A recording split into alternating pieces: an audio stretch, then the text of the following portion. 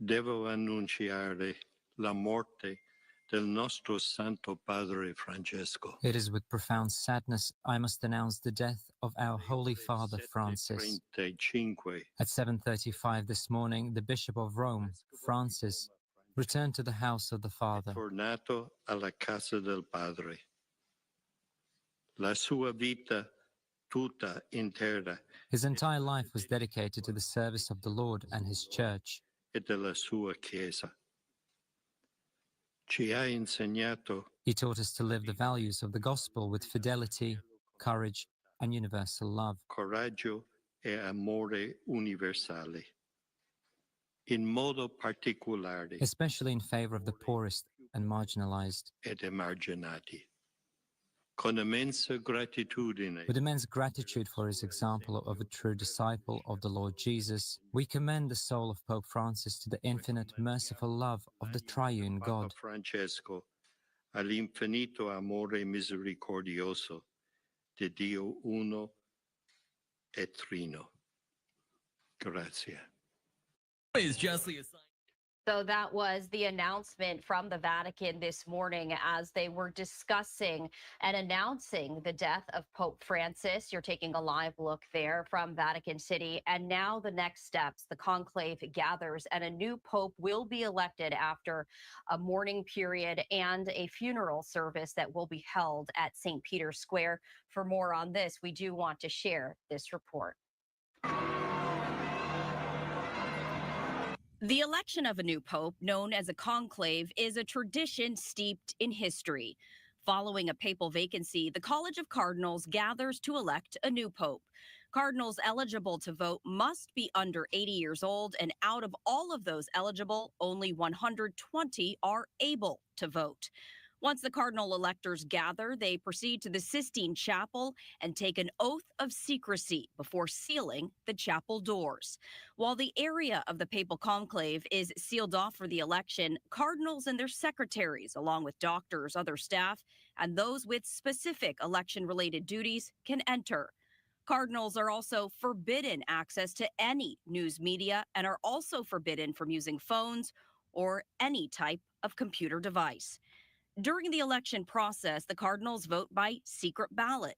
4 rounds of voting take place each day, 2 in the morning and 2 in the afternoon, until a candidate receives 2/3 of the vote.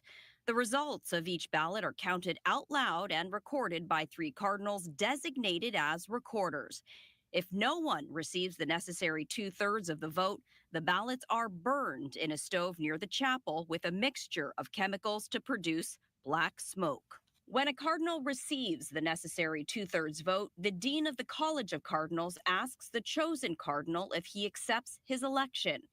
If he accepts, he chooses a papal name and is dressed in papal vestments before proceeding out to the balcony of St. Peter's Basilica. The ballots of the final round are burned with chemicals producing white smoke to signal to the world the election of a new pope. The dean appears on the balcony and declares in Latin, quote, "We have a pope." Shortly after that, the new pope appears on the same balcony wearing his pontifical robes and gives his first blessing as pope to the public.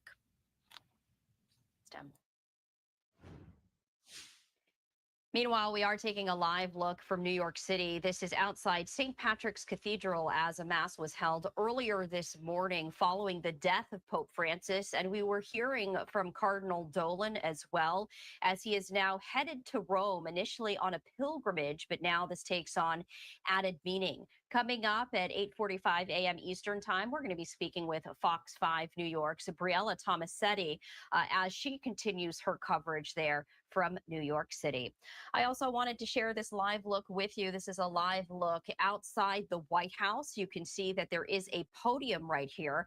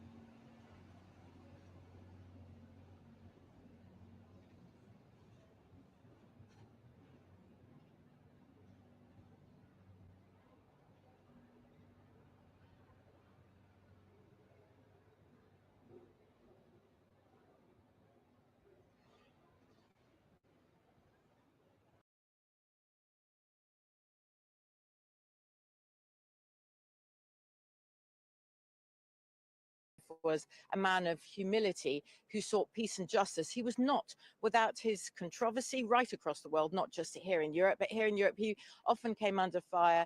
It was felt for not pursuing enough the perpetrators of child abuse within the Catholic Church. But he was seen as a man of peace, and he did speak already this Easter weekend. We've just heard there from Yolande, calling for an end to Israel's military actions in Gaza, also calling for a just and lasting peace in Ukraine. That is the largest military conflict here in Europe since the Second World War. Katia, thank you very much. Katia Adler there joining us from the heart of Brussels. Thank you for just reflecting on the many challenges that Pope Francis had throughout his papacy. We can also cross over to my colleague Mayeni Jones, who joins us from Johannesburg, because arguably, Mayeni, 20% of the world's Catholics are from Africa. What did the Pope mean for the African continent and the Christians and the Catholics there? He meant a great deal, and I think it's reflected in the fact that we've already gotten statements from heads of state across the continent of different religions, from the president of Nigeria to the president of Egypt, Kenya, and even here in South Africa. The African Union released a statement saying that the Pope's voice carried moral clarity in an increasingly fractured world. And many African Catholics respected the Pope for not just speaking about some of the conflicts that have been mentioned by my previous colleagues, obviously the war in Ukraine and the conflict in the Middle East, but for also trying to shine light on some of the world's quote-unquote forgotten conflicts. Even yesterday during his Easter message, he called for peace in Sudan, in South Sudan, in the Democratic Republic of Congo. And he carries the admiration of a lot of Africans, because not only did he talk about these conflicts, but he physically visited these countries. In 2023, he went to the DRC as well as South Sudan, which is the world's youngest nation. He was met by millions of Catholics there. The DRC has the largest number of Catholics anywhere on the continent, and that got a lot of respect for the Pope, because he was willing to put himself physically in those positions. There are an estimated 281 million Catholics across the African continent who will be mourning Pope Francis and remembering his calls for peace, but also his calls for respect for migration and issues that really matter to Africans. Yes, migration is certainly something that he felt very strongly about, and came to loggerheads with the Trump administration as to their policy. Just reflect for us, Mayeni, obviously now a lot of interest will be where the next pontiff will come from.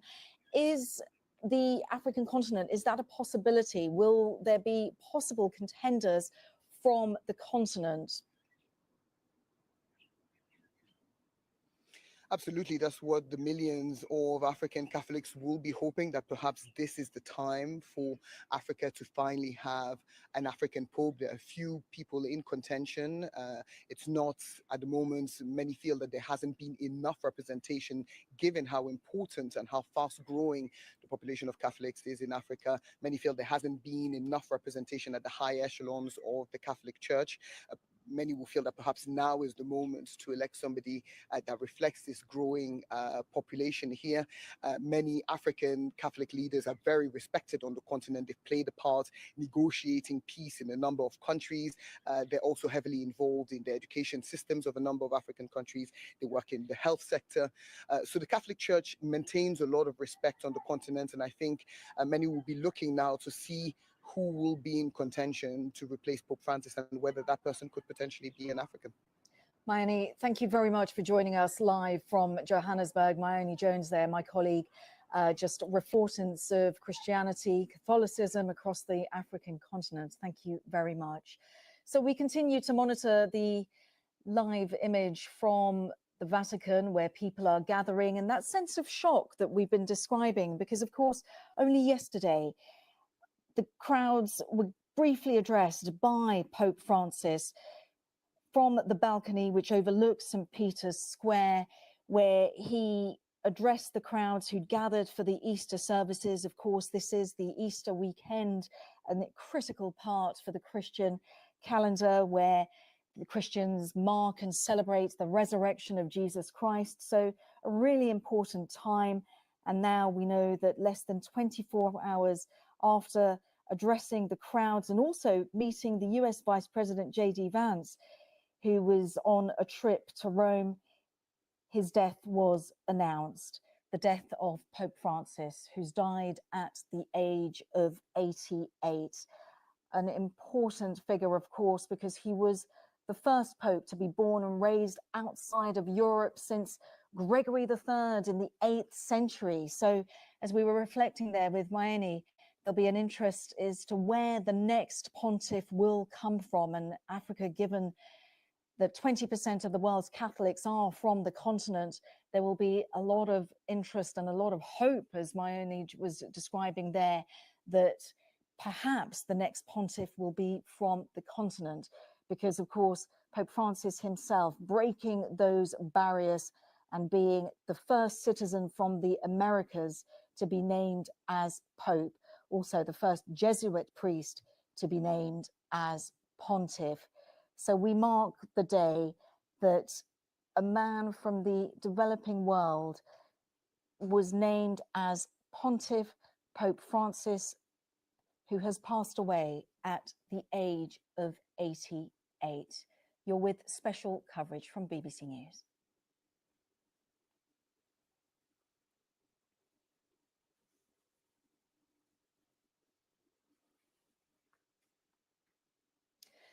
You are with BBC News as we mark the solemn day on the day that Pope Francis has passed away at the age of 88.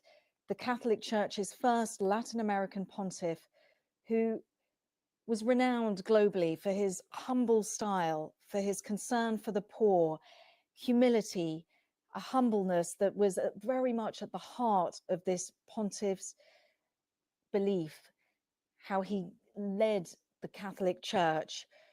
His death announced by Cardinal Kevin Farrell, the Vatican Camerlengo. 88 years old, he served as Pope for 12 years. The Vatican announced the death and the world's Catholic community in shock, though of course we do know that the pontiff was ill, very gravely ill for many, many weeks with double pneumonia. He'd suffered from poor health throughout his, from his young age actually, having been hospitalized for pneumonia previously. So we mark this solemn day on the day that the Vatican announces the death of Pope Francis. We can stay in the Vatican, but join our next guest, a Vatican expert, Susie Hodges. Susie, you briefly met Pope Francis, and you also covered the resignation of Pope Benedict, because you had worked as a journalist for many, many years with Vatican Radio News. Just remind us of that tumultuous day, because of that tumultuous time for the Catholic Church, because Pope Francis had become pontiff after what was a really tumultuous moment, given the resignation of Pope Benedict, something that hadn't happened. It was a really difficult time for the Catholic Church. It was indeed. It was 600 years since the Pope had stepped down voluntarily, and it was a bombshell. Not even some of us who were in the Vatican, I think only his inner circle must have known what he was about to do, because it was literally a bombshell piece of news for all of us in the Vatican when Pope Benedict stepped down. And obviously, you know, huge sense of shock. And it was great that they were able to fairly quickly coalesce around a new candidate for the papacy, and Pope Francis was elected, quite early on in the conclave.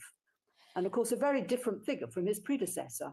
Yeah, talk us through that, because some of the detail is absolutely fascinating. From the moment that he took on that role, that immense role that is seen around the world, the head of the Catholic Church, he, rather than sit, he stood. He didn't take the papal throne immediately. He received the cardinals who were congratulating him while standing, and that was an immediate sign of this changing approach to the formalities at the Vatican, formalities that are hundreds of years ingrained.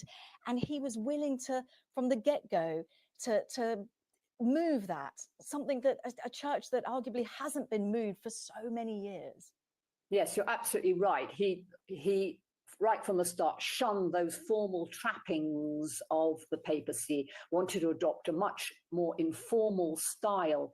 But you know, people who'd known him even when he was Archbishop of Buenos Aires in his native Argentina, he was famous there for having sold the luxury residence, going to live in a small flat. He refused the limousine. He went around on public transport. And he took this strong belief that he should be there amongst the people to his role as Pope. And he refused to live in the sumptuous apostolic palace, and he went to live instead in the guest house because he wanted to be amongst people. He loved being amongst people. He thrived in their presence. He thrived in their presence, and he took on the name of Pope Francis following the saint of Assisi, who that is the name that he assumed, that kind of simplicity of life, what Saint Assisi is renowned for. But of course, he had so many challenges when he took over, not just the fact that Pope Benedict had just resigned, but there was turbulence within the Catholic Church. They were grappling with the child sex abuse scandal that the church was really struggling with, the Catholic Church, and he did his best, but arguably he did come under a lot of criticism for possibly not doing enough. Yes.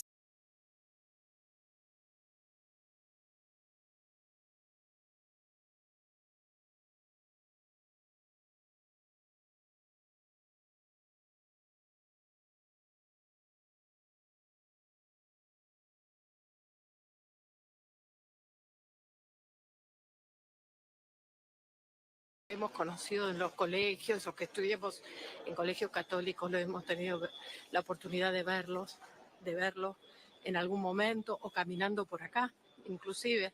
Así que, bueno, es un recuerdo muy cercano este papá. Así que, bueno. ¿Lo recuerda en persona? ¿Lo recuerda? Sí, de verlo caminar por acá y de verlo, estuvo en el colegio y en la iglesia San Enrique de Liniers en varias ocasiones en oportunidades. All right, so as you can see, this woman there speaking in Spanish. Argentina, of course, the birth country of Pope Francis, as he made history being the first pope from Latin America. And I wanted to share a little bit more as we take a look now from Vatican City right here, continuing our coverage at this hour.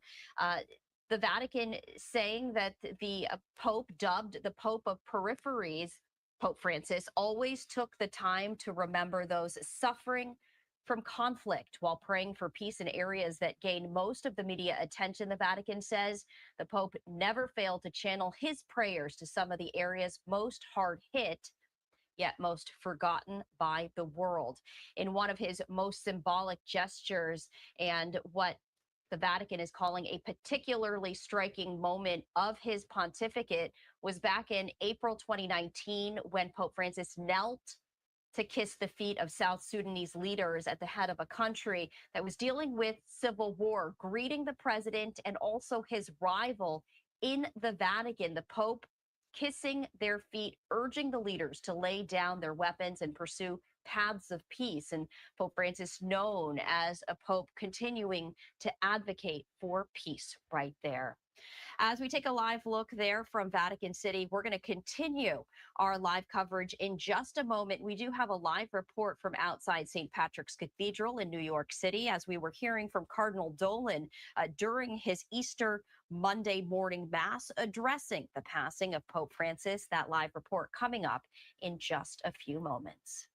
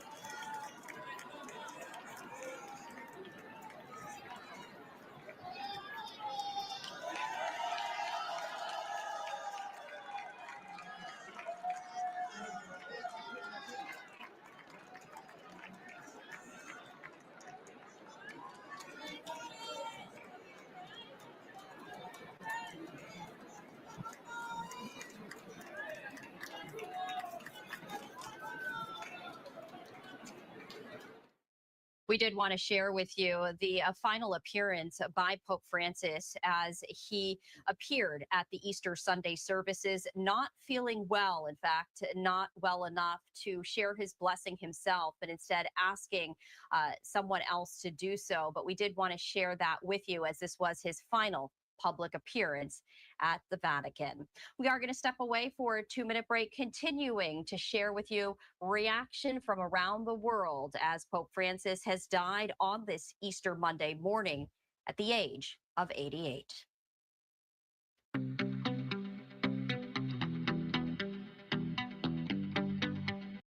There's DIY, and there's doing it yourself. It's the difference between being creative and being a creator, between a homemade recipe and a household name, between a daydream and a dream job. It's your business, your hard work. You do it yourself. Create your website on Wix.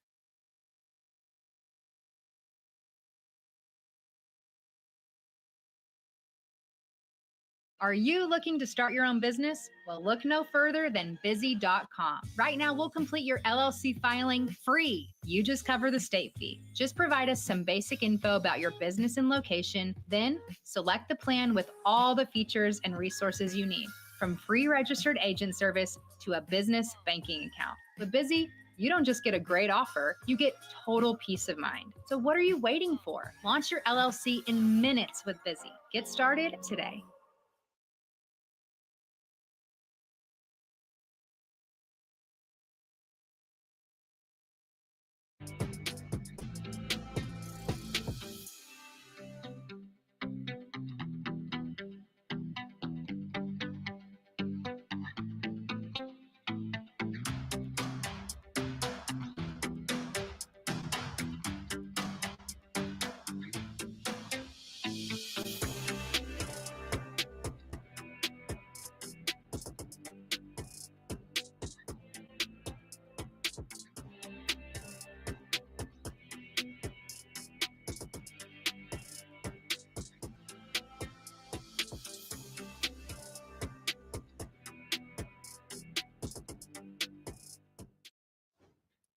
Reaction continuing to pour in from around the world after the Vatican announced that Pope Francis has died on this Easter Monday morning at the age of 88. And I did want to share that announcement that they made this morning with you right now.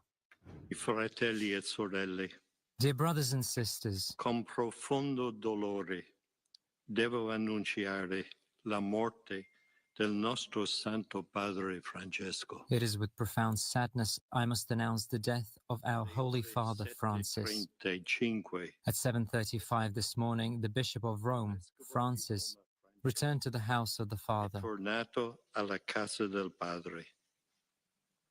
La sua vita tutta intera His entire life was dedicated to the service of the Lord and His Church. e della sua Chiesa. Ci ha insegnato He taught us to live the values of the gospel with fidelity, courage, and universal love. coraggio e amore universale. In modo particolare Especially in favor of the poorest and marginalized. ed emarginati. Con immensa gratitudine With immense gratitude for his example of a true disciple of the Lord Jesus, we commend the soul of Pope Francis to the infinite merciful love of the triune Papa God. Francesco all'infinito amore misericordioso di Dio uno e trino. Grazie. And we did want to share more from the statement that the Vatican provided, stating, "Dearest brothers and sisters, with deep sorrow, I must announce the death of our Holy Father Francis. At 7:35 this morning, the Bishop of Rome, Francis, returned to the house of the Father. His entire life was dedicated to the service of the Lord and of his church. He taught us to live the values of the gospel with fidelity, courage, and universal love, especially in favor of the poorest and most marginalized. With immense gratitude for his example as a true disciple of the Lord Jesus, we commend the soul of Pope Francis to the infinite, merciful love of the One. and triune God. This is a live look right here from Vatican City as we continue to follow this breaking news. The Vatican going more in depth, talking about Pope Francis's health. He was admitted to a hospital in Rome on February 14th for bronchitis. 4 days later, his situation worsened after his doctors diagnosed him with double pneumonia. And in all, Pope Francis spent 38 days in the hospital before returning to his Vatican residence at the Casa Santa Marta to continue his recovery. Now, as he was being released from the hospital, the Vatican sharing more details, stating that Pope Francis was on the brink of death a number of times during his hospitalization, and he was going to spend the number of months following recovering. He did make that surprise appearance at the Easter Sunday service yesterday, to the joy of the hundreds and thousands of people who attended. So we did want to share the very latest with you. The Vatican also reflecting on Pope Francis's legacy and life, stating that at his last public appearance that we did share with you again today, Pope Francis repeated his pontificate of peace. And during the Easter blessing, the day before he died, his words echoed the appeals that he has made over the years, urging world leaders to lay down arms and turn to dialogue. And he did. He tried to speak. He was struggling. So he did ask someone else to read his message on his behalf. But that message was one of peace. And for the first days of his 12-year-long pontificate, Pope Francis spearheaded the global Catholic movement for peace advocacy. Through words, actions, and deeds, he demonstrated his belief in the power of reconciliation, the importance of dialogue, and the urgency of ending violence in all its forms. Pope Francis also making history as the first pope from Latin America, specifically from Argentina. And earlier we were hearing from the president of Argentina expressing his condolences. But we have been sharing with you condolences that continue to pour in at this hour. We did want to share this with you from former President Barack Obama, saying that Pope Francis was the rare leader who made us want to be better people. In his humility and his gestures, at once simple and profound, embracing the sick, ministering to the homeless, washing the feet of young prisoners, he shook us out of our complacency. This is just one of many statements that we have been sharing with you throughout the morning, as we have been hearing from world leaders, including President Trump, who shared a photo of himself, First Lady Melania Trump, and the Pope, and many others. And throughout the morning, we will continue to do that as well. And this continues to touch all areas of the world, as I did want to share you this moment that happened just moments ago from the New York Stock Exchange.